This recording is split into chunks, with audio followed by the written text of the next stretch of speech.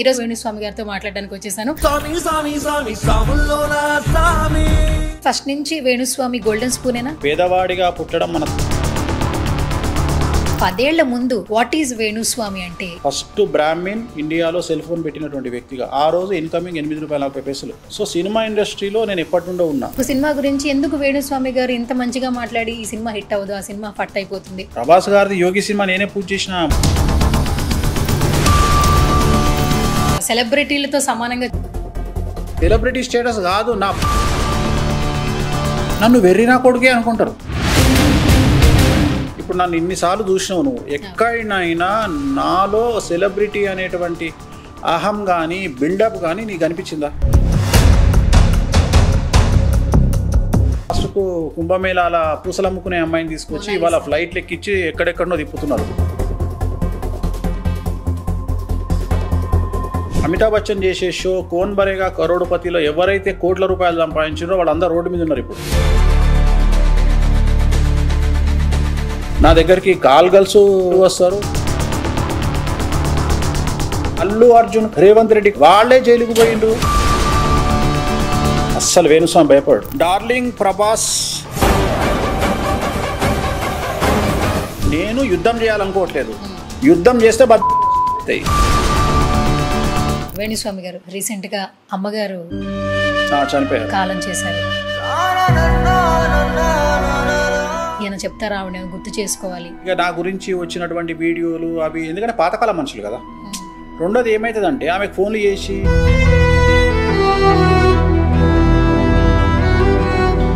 Bed మీద పడకుండా చేయించుకోకుండా ఆమె ఒక 10 రోజులు కష్టపడ్డారు. సో 11వ రోజు పొద్దున 5:30కు లేచింది, పని మనిషి జడేసింది, నీళ్లు తాగింది, పని మనిషిని పిలిపించి నీళ్లు తాగింది. 9:30కు బ్రెయిన్ డెడ్ అయింది.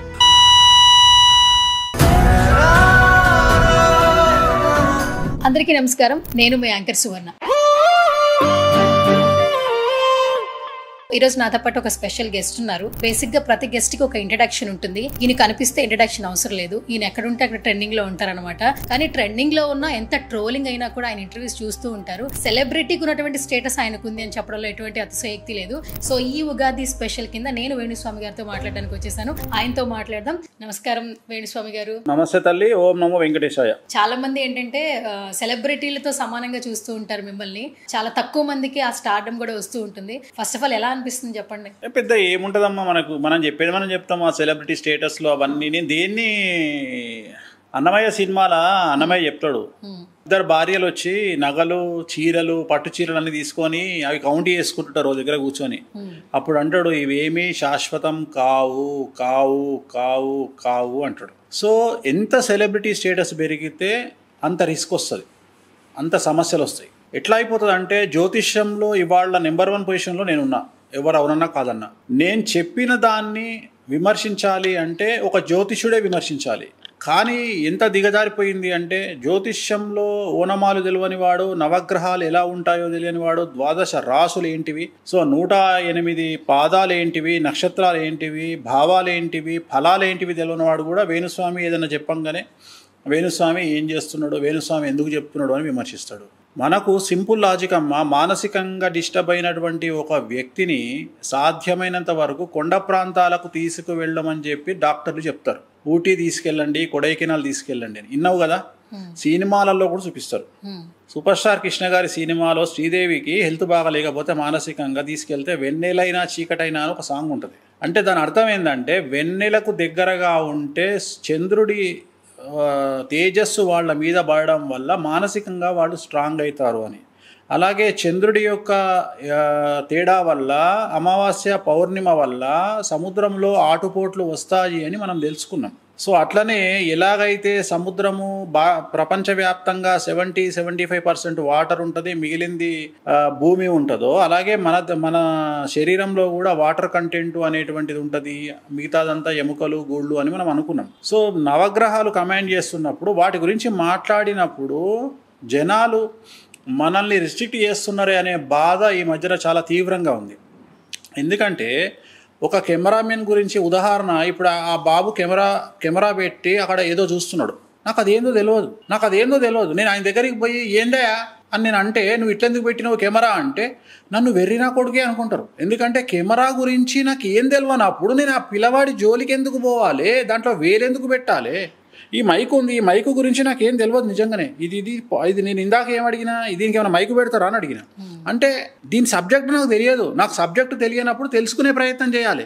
కానీ మన తెలుగు రాష్ట్రాల్లో మా కర్మ ఏందంటే, జ్యోతిష్యం గురించి తెలియనోడు జ్యోతిష్యం గురించి విమర్శించి, వాస్తు గురించి తెలియనోడు వాస్తు గురించి విమర్శించి, ఇక్కడ సెలబ్రిటీ స్టేటస్ అని మీరు అనుకుంటారు, కానీ సెలబ్రిటీ స్టేటస్ కాదు. నా బతుకు ఎక్కడికి వచ్చింది అంటే, టీవీలో ఎలాగూ చెప్పట్లేదు, కనీసం నా కొంపలో నేను కూర్చొని మాట్లాడుకున్నా, నా ఆఫీస్లో నేను కూర్చొని మాట్లాడుకున్నా, ప్రపంచంలో ఎవరు మాట్లాడుకోరా? ఒక ఇద్దరు జర్నలిస్టులు కూర్చొని, ఇద్దరు భార్యాభర్తలు కూర్చొని మాట్లాడుకోరా? సో సెలబ్రిటీ స్టేటస్ అని మీరు అంటారు, కానీ సెలబ్రిటీ స్టేటస్ పెరుగుతున్న కొద్దీ జరిగేది ఏంటంటే, ఫ్రీడమ్ అనేది తగ్గుతుంది. మనిషికి మాట్లాడేటువంటి స్వేచ్ఛ తగ్గుతుంది. 10 మందిలోకి వెళ్ళి నచ్చిన హోటల్లో భోజనం చేసే ఫ్రీడమ్ తగ్గుతుంది. అది నాకే కాదు, ప్రతి ఒక్కళ్ళకు తగ్గుతుంది. సో సెలబ్రిటీ స్టేటస్ను ఎంజాయ్ సెలబ్రిటీ స్టేటస్ అనేది వెరీ డేంజరస్. అది రావద్దు. కాకపోతే ఏంటంటే, దాంట్లో మజా ఉంది అని అనుకుంటారు. నేను మజా ఉంది అనుకోను. నేను సామాన్యమైన మనిషిగానే ఉంటా. ఇప్పుడు నన్ను ఇన్నిసార్లు చూసినావు నువ్వు, ఎక్కడైనా నాలో సెలబ్రిటీ అనేటువంటి అహం కానీ బిల్డప్ కానీ నీకు అనిపించిందా? పర్సనల్గా అయితే అనిపించలేదు సార్. అంటే ఇంకేముంటుంది, ఇంకా వేరే ఏముంటుంది? ఎప్పుడైనా మాటలు వైరల్ అవుతున్నప్పుడు చూస్తున్నా బయట కెమెరాలో నేను ఇప్పుడు ఇన్ని రోజులు మన పరిచయంలో ఒక్కనాడన్నా నేను అహంభావంగా నీ దగ్గర ఉండడం కానీ మాట్లాడడం కానీ ఎక్కడైనా కనిపించిందా? చాలా సింపుల్ గా ఉంటాం. నేను డ్రైవర్తో సమానంగా చూస్తా, నేను పనివాడిని సమానంగా చూస్తా. సో ఆ సెలబ్రిటీ స్టేటస్లు ఇవన్నీ నేను ఏమంటా అంటే శాశ్వతం కాదు. సో రెండోది, ఎంత స్టేటస్ పెరిగితే ముఖ్యమంత్రి గొప్ప అని మనం అనుకుంటాం, కానీ ముఖ్యమంత్రికి ఉండే సమస్యలు ఎవరికి ఉండవు. అట్లనే ఒక హీరో గొప్ప అని మనం అనుకుంటాం. ఆ హీరో ఫెయిల్ అయితే, సినిమా ఫెయిల్ అయితే, ఆ హీరో పడే కష్టం ఎవరికి రాదు. ఒక్క సినిమా పోతే ఆ హీరో 5 సంవత్సరాలు బయటికి రాలేడు. అంటే అంత డిప్రెషన్లోకి వెళ్ళిపోతారు. ఒక హీరోయిన్ సినిమా ఫెయిల్ అయితే డిప్రెషన్లోకి వెళ్ళిపోతుంది. సో చాలా ఈజీగా మనం మేనేజ్ చేస్తాము. సో నా మీద కూడా ఎంత ప్రెషర్ ఉంటుంది అంటే, ఒక ప్రిడిక్షన్ చెప్పినప్పుడు అది జరగకపోతే చాలా ప్రెషర్ ఉంటుంది నా మీద. సో చాలామంది చాలా రకాలుగా విమర్శిస్తారు, బయటకు వచ్చి మాట్లాడితే కానీ తెలియదు కదా. అంటే ఇక్కడ ఏమంటారంటే, మనకు నిజాయితీతో పాటు సక్సెస్ రేట్ కూడా ముఖ్యం. సో సక్సెస్ రేట్ ఉంటేనే సినిమా ఇండస్ట్రీ అయినా, డైరెక్టర్లు అయినా, సక్సెస్ రేటు ఉన్న వాళ్ళకే చెల్లుబాటు ఉంటుంది. సెలబ్రిటీ స్టేటస్ అనేది ఎప్పుడూ శాశ్వతం కాదు, పోతూనే ఉంటుంది, వస్తూనే ఉంటుంది. పెద్ద శాశ్వతం కాదు. ఇవాళ రేపు సోషల్ మీడియా సెలబ్రిటీ లాస్ట్కు కుంభమేళాల పూసలు అమ్ముకునే అమ్మాయిని తీసుకొచ్చి ఇవాళ ఫ్లైట్లు ఎక్కించి ఎక్కడెక్కడో తిప్పుతున్నారు. సో ఆమె ఎన్ని రోజులు ఇట్లుంటుందో తెలియదు. ఉన్నన్ని రోజులు అనుభవించాలి, తర్వాత మళ్ళీ దుకాణం బంద్. అన్నిటికంటే ముఖ్యం ఏంటంటే, అమితాబ్ బచ్చన్ చేసే షో కోన్ బరేగా కరోడుపతిలో ఎవరైతే కోట్ల రూపాయలు సంపాదించారో వాళ్ళందరూ రోడ్డు మీద ఉన్నారు. ఇప్పుడు వాళ్ళందరూ గొప్ప అని మనం అనుకుంటాం. వాళ్ళకు తెలివి ఉంది, కానీ డబ్బిస్తే హ్యాండిల్ చేసే తెలివి లేదు. వాళ్ళందరూ ఇవాళ మైనస్లోకి వెళ్ళిపోయారు. సో బ్యాంక్రప్ట్ అయిపోయారు మొత్తం. అంటే లోన్ల పాలైపోయారు వాళ్ళంతా. సో చాలా కష్టం సెలబ్రిటీ స్టేటస్ నిలబెట్టుకో. ఈ ప్రపంచంలో 3 విషయాలు చాలా ఈజీ, 3 విషయాలు చాలా కష్టం. ఒకటి, డబ్బు సంపాదించడం ఈజీ, అమ్మాయిని ప్రేమించడం ఈజీ, సెలబ్రిటీ స్టేటస్ తెచ్చుకోవడం ఈజీ. అలాగే 3 కష్టం, అమ్మాయిని కాపాడుకోవడం కష్టం. అంటే పెళ్ళాంగా వచ్చిన అమ్మాయిని పెళ్ళాంగా నిలబెట్టుకోవడం కష్టం. అలాగే సెలబ్రిటీ స్టేటస్ నిలబెట్టుకోవడం కష్టం, డబ్బు సంపాదించింది నిలబెట్టుకోవడం కష్టం. ఏవి ఈజీయో అవి కష్టాలు. ఈ ప్రపంచంలో ఈ 3 అట్లా వెరైటీగా ఉంటాయి. ఎక్కడి నుండి చూసినా వికట కవి, ఇక్కడ నుండి చూసినా వికట కవి, ఇక్కడ నుండి చూసినా వికట కవి అని. ఈ 3 ఈజీ, 3 కష్టం. సో చాలా రిస్క్ ఉంటుంది, వీటిని బ్యాలెన్స్ చేయడంలో చాలా రిస్క్ ఉంటుంది. రెండోది, వీటి మీద సమాజం దృష్టి చాలా ఎక్కువగా ఉంటుంది, సోషల్ మీడియా దృష్టి చాలా ఎక్కువగా ఉంటుంది. నిన్నటి వరకు అడ్డగోలుగా సంపాదించినటువంటి ఇన్ఫ్లుయెన్సర్స్, యూట్యూబర్స్ సడన్గా ఇవాళ రాత్రి టెన్షన్తో ఉన్న వీడియోలు అన్నీ డిలీట్ చేసుకొని, ఇప్పుడు నెలకొచ్చే రెవెన్యూ రాకుండా, అటు ఇన్స్టాగ్రామ్లో యాడ్లు లేకుండా, ఒక్కసారి వాళ్ళ ఫైనాన్షియల్ స్టాండర్డ్స్ మొత్తం పడిపోతాయి ఇప్పుడు ఈ కేసుల వల్ల, బెట్టింగ్ యాప్స్ వల్ల. సో చాలా రిస్క్లోకి ఇది అంతటా ఉంటుంది. సో ఖచ్చితంగా ఈ సెలబ్రిటీ స్టేటస్ అనేది ఈ సంవత్సరము నాతో పాటు సెలబ్రిటీలు అందరూ విశ్వావసనామ సంవత్సరంలో రిస్క్లోకి వెళ్ళబోతున్నారు. ఓకే. సో వేణుస్వామి గారు గత కొన్ని సంవత్సరాల నుంచి, ఆల్మోస్ట్ ఒక 10 ఏళ్ళు అనుకోండి, మీరంటే ఏంటో అందరికీ తెలుసు. బట్ 10 ఏళ్ల ముందు వాట్ ఈజ్ వేణుస్వామి అంటే ఏంటి, ఏం చెప్తారు? మాకు తెలియని వేణుస్వామిని ఒకసారి నాకు తెలుసుకోవాలండి. సో ఫస్ట్ భారతదేశంలో సెల్ ఫోన్ పెట్టినటువంటి మొట్టమొదటి వ్యక్తిగా 1997లో జూన్ 6వ తేదీ నాడు వార్తా పేపర్లో నా గురించి ఒక ఆర్టికల్ వచ్చింది. ఫస్ట్ బ్రాహ్మిన్ ఇండియాలో సెల్ ఫోన్ పెట్టినటువంటి వ్యక్తిగా. ఆ రోజు ఇన్కమింగ్ ₹8.40 నిమిషానికి. ఆ రోజు నేను సెల్ ఫోన్ పెట్టిన. సో చాలామందికి నా గురించి తెలియదు. సో సినిమా ఇండస్ట్రీలో నేను ఎప్పటి నుండో ఉన్నా. ఈరోజు మీరు చెప్తున్న స్టార్ హీరోలు, సూపర్ హీరోలు అందరి సినిమాలకు నేను ముహూర్తాలు పెట్టిన. సో అందరూ నాకు తెలుసు. పొలిటీషియన్లు అందరి దగ్గర నేను పనిచేసిన. చంద్రబాబు నాయుడు దగ్గర పనిచేసిన, చెన్నారెడ్డి గారు, కోట్ల విజయభాస్కర్ రెడ్డి గారు, సో అందరి దగ్గర నేను పనిచేసిన.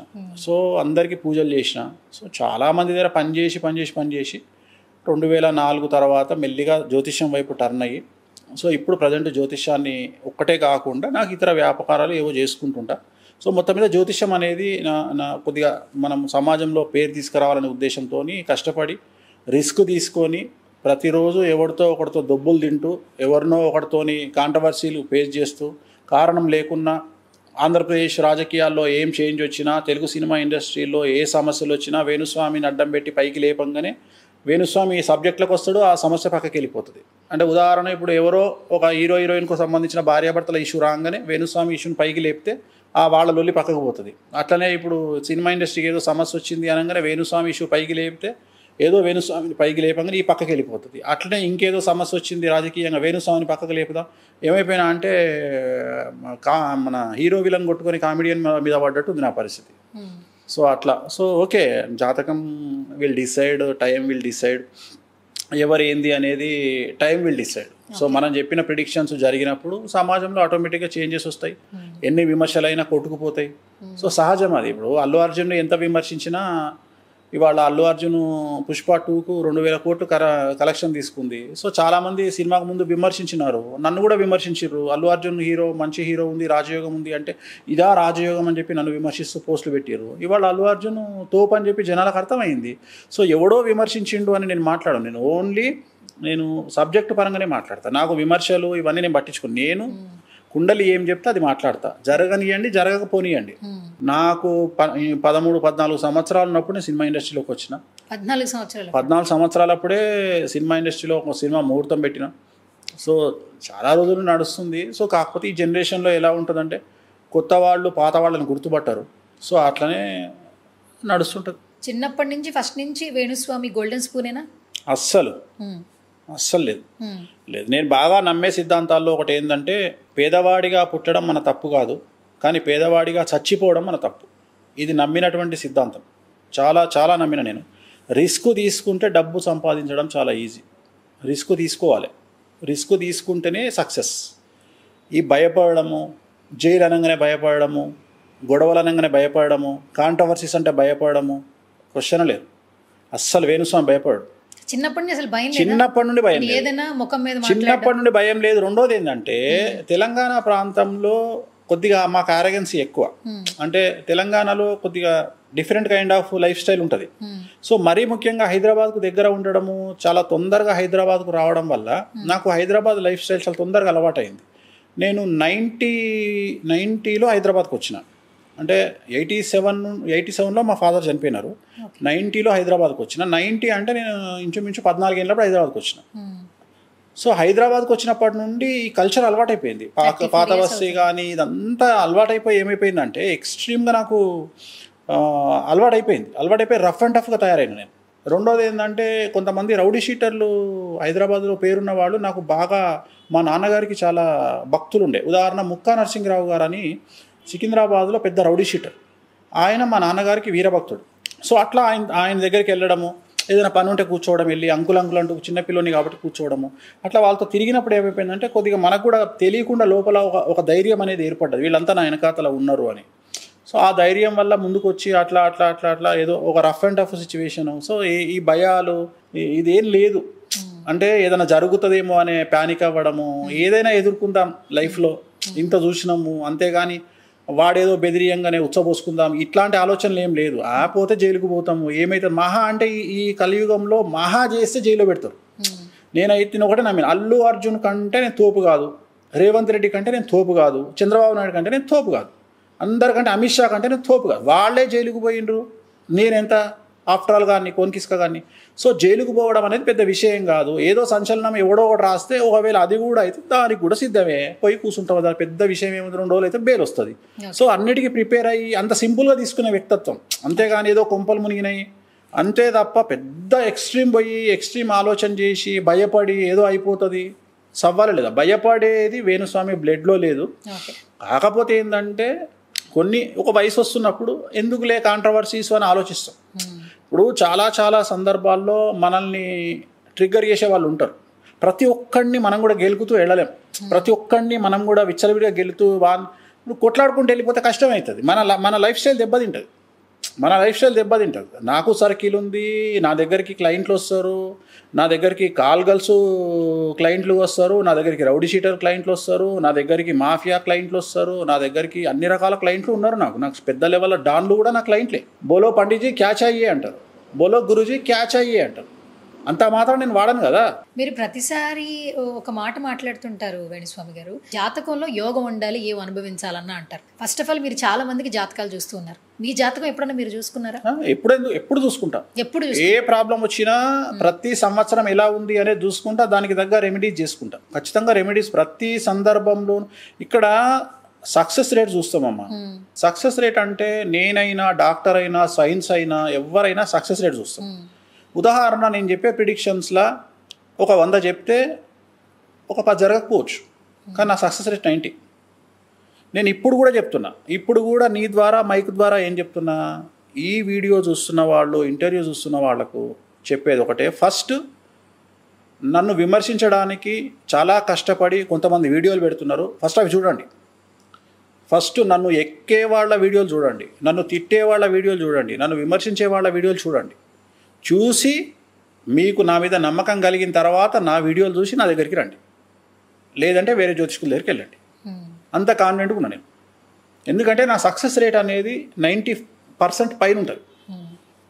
90% పైన ఉంటుంది. సో నాకేం లేదు. ఈ పబ్లిసిటీలు ఇవన్నీ నేను పెద్ద పట్టించుకోను. ఇవన్నీ నేను, ఎందుకంటే నాకు మౌత్ పబ్లిసిటీ ఉంటుంది, నేను కష్టపడి పైకి వచ్చినా కాబట్టి, నాకంటూ ఓను క్లయింటేల్ ఉంటుంది కాబట్టి నేనేం పెద్ద భయపడ. అందుకనే ధైర్యంగా చెప్తున్నా, నా చెడు వీడియోలు చూడండి, నన్ను తిట్టే వీడియోలు చూడండి, నన్ను విమర్శించే వీడియోలు చూడండి. వాళ్ళు కష్టపడి వీడియోలు చేస్తున్నారు, కష్టపడి ప్రోగ్రామ్ చేస్తున్నారు. మంచిగా చూసిన తర్వాతనే మీకు నమ్మకం వస్తే నా దగ్గరికి రండి, లేకుంటే వేరే వాళ్ళ దగ్గరికి వెళ్ళండి. ఓకే. ఇంతకుముందు మీరు అన్నారు వేణుస్వామి గారు, చాలా సినిమాలు, నేను సినిమా ఇండస్ట్రీకి వచ్చేసి 14 ఏళ్ళు ఎప్పుడు వచ్చేసాను, చాలా సినిమాలకు ముహూర్తాలు పెట్టాను. అంటే సినిమా ఇండస్ట్రీతో మీకు ఒక బాండింగ్ ఉంది, ఒక అఫెక్షన్ ఉండింది. అండ్ నేను అతడు సాంగ్లో చూసినప్పుడు ఒక టైంలో చాలా వేణుస్వామి గారు పూజ చేస్తూ ఆ సాంగ్ వచ్చినప్పుడు వైరల్ అయ్యారు. అంటే ఎవ్రీబడి వాజ్ షాక్. ఒక్కసారిగా అంటే మిమ్మల్ని ఏంటంటే సినిమా ఫెయిల్ అయితే మాట్లాడతారు, లేదా ఒక స్టార్ గురించి ఏదైనా చెప్పాలనుకుంటే అంటే కాంట్రవర్సీగా మాట్లాడే పర్సన్ సడన్గా సినిమాలో కనిపించడం కొంతమందికి షాక్. ఫస్ట్ ఆఫ్ ఆల్ అంటే బేసికల్గా మీలో సినిమా మీద ఒక లవ్ ఉంది, కానీ ఎందుకు ఆ లవ్ పోయి ఇంత వేరే నెక్స్ట్ చేంజ్లోకి ఎందుకు వచ్చేసారు వేణుస్వామి అని కొంతమంది అడిగే క్వశ్చన్కి మీరు ఇచ్చే ఆన్సర్ ఏంటి? ఏం లేదు, నన్ను ఇట్లా చెడగొట్టింది ఒక టీవీ ఛానల్ నాతో ప్రోగ్రాములు చేయించింది ఆ టీవీ ఛానల్. 2011 నుండి పొలిటికల్ పంచాంగము, సినిమా పంచాంగము అని నా గురించి కావాలంటే మీరు గూగుల్ సెర్చ్లోకి వెళ్ళండి, వేణుస్వామి పొలిటికల్ పంచాంగము, సినిమా పంచాంగము అంటే వీడియోలు వస్తాయి. సో నాకు అలవాటు చేసింది వాళ్ళు, చేసి నాతో చెప్పించి సడన్గా వాళ్ళు యూటర్న్ తీసుకొని వాళ్ళ నా మీద నేను ఒక శత్రువుని అయిపోయినా. సో నాకు అలవాటు చేసింది మీడియానే. నేను ఎప్పుడు చెప్పలే, అసలు నాకు ఇంట్రెస్ట్ కూడా లేదు. నేను అసలు సినిమా ఇండస్ట్రీ వైపు వచ్చి ఇవి చెప్పేవాడిని కాదు. ఎవరు చెప్పాలి, కాంట్రవర్సీ చేయాలని ఎవరు అనుకుంటారు. కాకపోతే ఒకటి నిజాలు చెప్పడం అంటే పబ్లిక్ లైఫ్లో సహజం కదా. ఇప్పుడు నిన్న పెట్టిర్రు, వేణుస్వామి దంపతులు ఆత్మహత్య చేసుకుంటారు అని పెట్టిరు, నిన్న తమ్మునేలు పెట్టిరు. నేనేం ఫీల్ కాలేదే, ఎందుకంటే కామన్ కదా. ఇప్పుడు నువ్వు అడిగిన సెలబ్రిటీ అని, సెలబ్రిటీకి సమస్యలు ఉంటాయి, సెలబ్రిటీ బతుకులే రోడ్ల మీద ఉంటాయి. చాలామందికి జ్ఞానోదయాలు కలుగుతాయి. మేము తోపులము తురుములు అనుకున్న వాళ్ళందరికీ జ్ఞానోదయాలు కలుగుతాయి. త్వరలోనే వాళ్ళలో మంచి మార్పును చూస్తాం, గాంధీ తాతలాగా మారిపోతారు. నేను రీసెంట్గా ఒక 2-3 వీడియోలు చూశాను వేణుస్వామి గారు. వేణుస్వామి ఏంటంటే ముఖం మీద మాట్లాడతారు, చాలామంది ఆస్ట్రాలజర్లు ముఖం మీద మాట్లాడలేరు. ఆల్మోస్ట్ మేము 90% వేణుస్వామిని సపోర్ట్ చేస్తున్నామని గత కొన్ని నెలల నుంచి నేను కొన్ని వీడియోస్ చూస్తున్నా. అంటే బిఫోర్ వరకు ఆ వీడియోస్ అయితే బయటికి రాలేదు. అంటే ఈ కొంతకాలంలో మీరు కొంతమంది అభిమానులు అయితే సంపాదించుకున్నారు యాజ్ ఏ ఆస్ట్రాలజర్, మీ మాటలకి మీరు చెప్పే విధానానికి నచ్చి.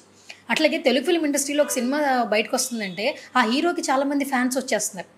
కటౌట్లు కట్టేస్తారు, పాలాభిషేకం చేస్తారు. ఆల్మోస్ట్ అందరూ అంటుంటారు తెలుగు కళామ్మ తల్లిని నమ్ముకుని ఎంతో మంది బతుకుతున్నారు. ఒక సినిమా బయటకు వస్తే వేల మందికి ఉద్యోగాలు, అన్నం పెడుతున్నారు. అలాంటి ఒక సినిమా గురించి ఎందుకు వేణుస్వామి గారు ఇంత మంచిగా మాట్లాడి ఈ సినిమా హిట్ అవ్వదు, ఆ సినిమా ఫట్ అయిపోతుంది నేను అన్నట్లు చెప్పట్లేదు కదా అని ఒకప్పుడు కామెంట్ చేశారు. యాక్చువల్లీ అప్పుడు ఏంటంటే మీకు కూడా నెగిటివ్ కామెంట్స్ వస్తూ ఉంటాయి.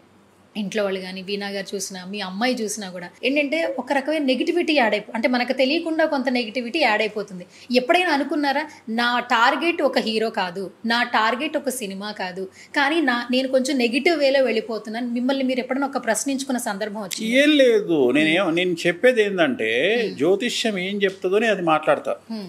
నేను సొంత కవిత్వం వాడా, వేరే వాళ్ళు సొంత కవిత్వాలు వాడతారు.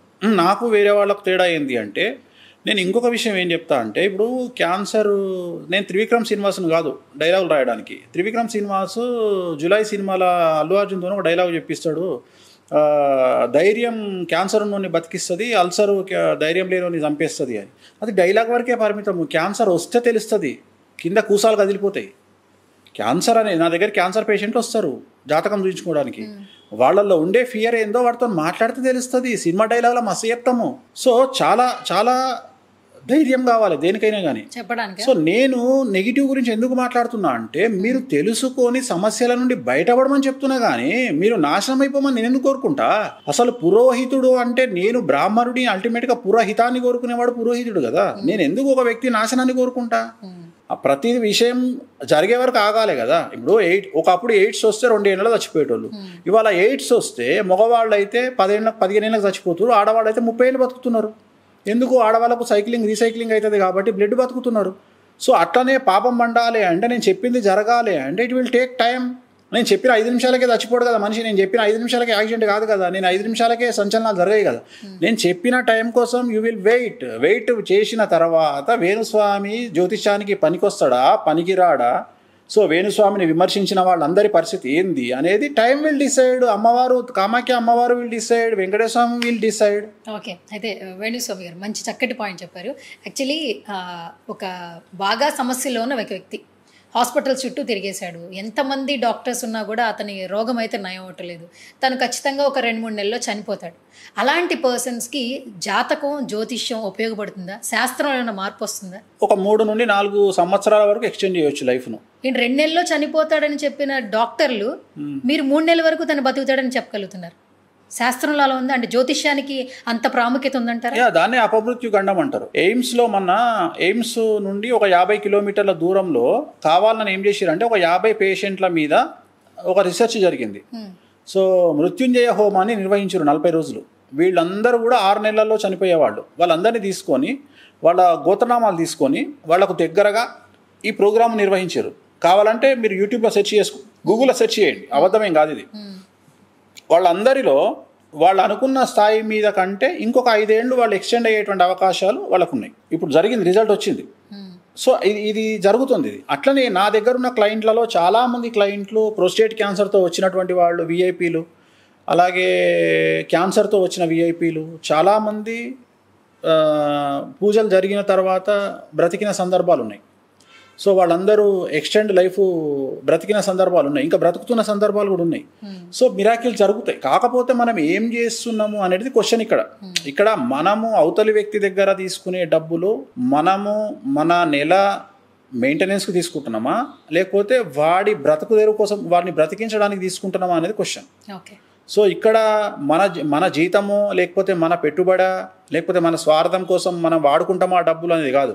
అతన్ని బ్రతికించడానికి నువ్వు ఎంత స్పెండ్ చేస్తున్నావు అనేది ముఖ్యం. అంటే ఉదాహరణ, ఒక 5 కిలోల పూలు సరిపోతాయి అనుకున్న దగ్గర నేను 10 కిలోల పూలు తెప్పిస్తా. ఆ పూలు కూడా కాస్ట్లీ పూలు బెంగళూరు నుండి తెప్పిస్తా. సో ప్రతిదీ నేను వాడేది చాలా ఎక్స్ట్రీమ్ ఉంటుంది. ఉదాహరణ, మీరు మామూలు జామ పండ్లు వాడితే నేను థాయిలాండ్ జామ వాడతా. అట్లనే ఇప్పుడు ఉదాహరణ, నేను నైవేద్యం పెడతాను. నేను నాన్ వెజ్ పెట్టినప్పుడు పక్కా మేకది కాకుండా నేను దూకుడు పొట్టేలు మాంసం పెడతాం. అట్లనే ఫిష్ కూడా నేను అమ్మవారికి నైవేద్యం పెట్టే ఫిష్ కొర్రమీను పెడతా. అంటే ఇప్పుడు కామాఖ్య అమ్మవారు నాన్ వెజిటేరియన్ కూడా యాక్సెప్ట్ చేస్తారా? ఎందుకంటే నాన్ వెజిటేరియనే యాక్సెప్ట్ చేస్తారు. నాన్ వెజిటేరియనే యాక్సెప్ట్ చేస్తారు. ఓకే. అట్లా కొంతమంది దుర్మార్గులు నన్ను విమర్శించాలి కాబట్టి పండితులు నాన్ వెజ్ ఉండదు అని పండితులు చెప్తున్నారు. పండితులు చెప్పే తప్పు నాన్ వెజిటేరియనే ఉంటుంది. కామాఖ్య టెంపుల్కి ఎంటర్ కాగానే కనిపించేది నాన్ వెజ్ లిక్కరే.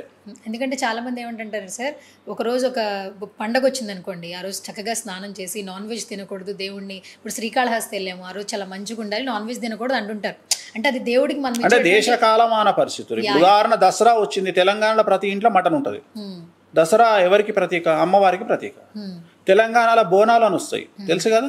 ఆ బోనాలు తెలంగాణలో 40 రోజులు సాగుతాయి. 40 రోజులు ప్రతి ఆదివారం ఆల్మోస్ట్ అందరి ఇళ్లలో మటన్ చికెన్ ఉంటుంది. అంటే దేశ కాలమాన పరిస్థితులు. సో శ్రీకాళహస్తికి తిరుపతికి నాన్ వెజ్ తిని అది దక్షిణాచార పూజలు. వెంకటేశ్వర దగ్గరికి నాన్ వెజ్ తిని పోము. ఇంకొక క్వశ్చన్ అడుగుతా, స్నానం చేసి కదా దేవుని దగ్గరికి పోవాలి. మరి 1998కి పూర్వం ఎవరన్నా తిరుపతికి పోయిన వాళ్ళు ఉన్నారా? సో తిరుపతికి పోతే ఏమవుతుంది? 14 గంటలు 15 గంటలు లైన్లో నిలబడి దర్శనం చేసుకోవాలి. నేను చేసుకున్నా. మరి అప్పుడు స్నానం ఎక్కడ చేసినావు? నాకు ఆన్సర్ ఇవ్వాలి కదా. స్నానం ఎక్కడ చేసినావు? స్నానం చేయలేదు. ఇప్పుడు మరి తిరుపతిలో దర్శనానికి వెళ్తుంటే కరెక్ట్గా మనము విమాన గోపురం యువతలకి పోతుంటే ఒక బ్రిడ్జ్ లాగా వస్తుంది.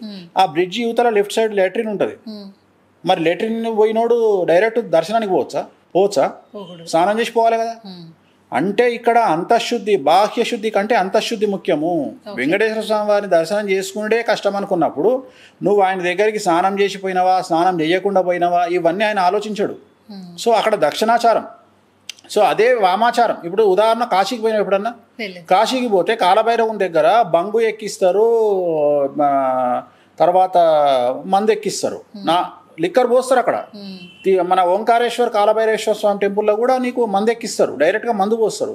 తారాపీఠలో తారాదేవికి డైరెక్ట్ మందు తాగిస్తారు. సో ఇప్పటికి కూడా అమ్మవారికి అభిషేకము లిక్కర్తో చేసే దేవాలయాలు భారతదేశంలో వందల సంఖ్యలో ఉన్నాయి. 10ల సంఖ్యలో కాదు, వందల సంఖ్యలో ఉన్నాయి. కాకపోతే మనము హైదరాబాదు దాటకుండా మూర్ఖపు మాటలు మాట్లాడే వాళ్ళు చాలామంది ఉంటారు. నువ్వు ఎక్స్ప్లోర్ చేస్తే నీకు అర్థమవుతుంది కదా. ఇప్పుడు నువ్వు ఎక్స్ప్లోర్ చేస్తే డబ్బులు ఖర్చు పెట్టుకొని 4 పైసలు పెట్టుకొని ఎక్స్ప్లోర్ చేస్తే.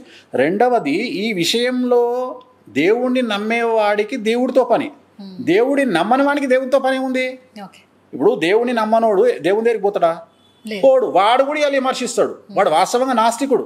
వాడు దేవుడి గురించి Venu Swamy non veg Venu Swamy non veg పెట్టుకుంటాడు, లిక్కర్ పెట్టుకుంటాడు, ఏమన్నా చేసుకుంటాడు రా. అయ్యా నీ సబ్జెక్టు కాదు, నువ్వు నాస్తికునివి, నీ దుకాణం నువ్వు చూసుకో. నా దగ్గరికి ఎందుకు వస్తున్నావు? నా దగ్గర అంటే మనకు ఏమైపోయిందంటే, నేను అదే ఇందాక చెప్పింది, నీకు సబ్జెక్టు లేకున్నా ప్రతి విషయంలో దూరడము మనకు బాగా తెలుగులోకి అలవాటైపోయింది. విమర్శించుడు బాగా అలవాటైపోయింది మనకు.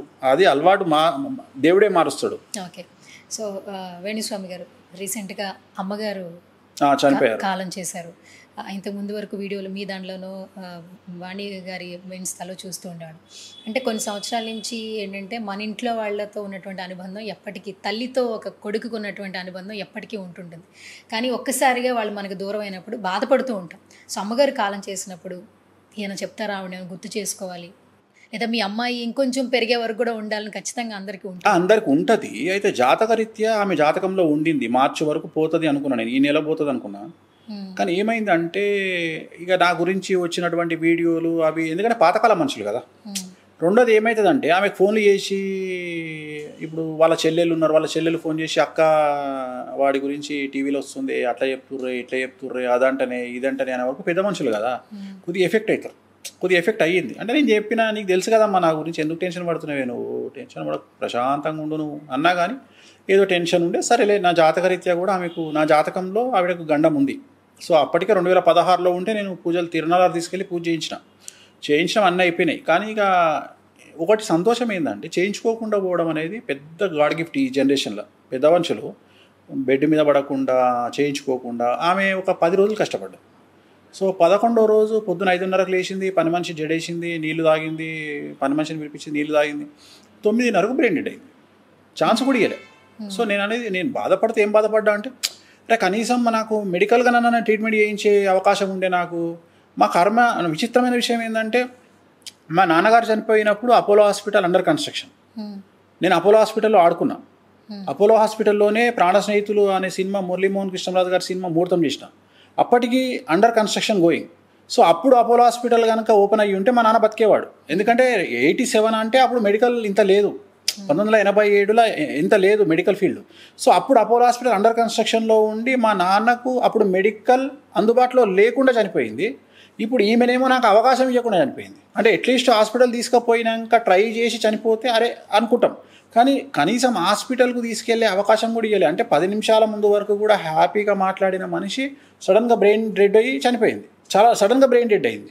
సో నాకు అనిపించింది ఏంటంటే ఓకే, భగవంతుడు కష్టం లేకుండా తీసుకుపోయిండు, అసలు కష్టం అనేది లేకుండా, అంటే ఆమె బెడ్ మీద పడి ఆ కష్టం అంతో ఇంతో చేయించుకోకుండా చాలా హ్యాపీగా పోయింది. సో అందుకని, కాకపోతే మా సంప్రదాయం ప్రకారం నేను బాగా నమ్మేది ఏంటంటే తల్లిదండ్రులకు పితృ కార్యక్రమాలు అంటే పెళ్లి కంటే గొప్పవి.